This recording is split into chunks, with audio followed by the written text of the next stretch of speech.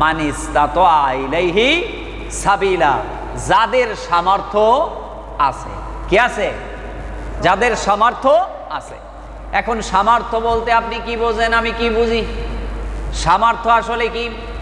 অধিকাংশ মুহাদ্দিস এবং মুফাসসিররা বলছেন, ফুকাহায়ে কেরামগণ বলছেন যে সামর্থ্য হলো এই একজন মানুষের যার এই রকম সামর্থ্য আছে যে সে তার মৌলিক যেই প্রয়োজনগুলো সেই প্রয়োজনগুলো সে মেটাতে পারবে এবং হজে যেই 40 দিন অবস্থান করবে অথবা তার চেয়ে কম বেশি অবস্থান করবে, এতদিন অবস্থান করা অবস্থায় সে তার বাড়ির পরিবার পরিজনের সকল ভরণ পোষণ খরচপাতি সব কিছু রেখে বাইতুল্লাহ পর্যন্ত যাওয়া এবং আসার যার সামর্থ্য আছে ওই ব্যক্তির উপরে আল্লাহ তাআলা হজ ফরজ করে দিয়েছেন। সুবহানাল্লাহ।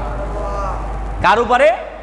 যে ব্যক্তি মৌলিক প্রয়োজন সব মেটালো এবং ওখানে যতদিন থাকবে ততদিনের ভরণ পোষণ তার বাড়িতে রেখে গেছে, এই পরিমাণ স্ত্রী সন্তান তাহারা এই যে যতদিন হজে থাকবে ততদিন থাকার জন্য ওই সময় তার পরিবারটা চলার মতো সম্পদ সে রেখে গিয়েছে এবং সে হজে যাবে এবং ফিরে আসবে। এই সামর্থ্য যদি কারো উপরে থাকে তার উপরে বাইতুল্লাহর হজ ফরজ, আল্লাহর ঘরের হজ করা ফরজ। সুবহানাল্লাহ।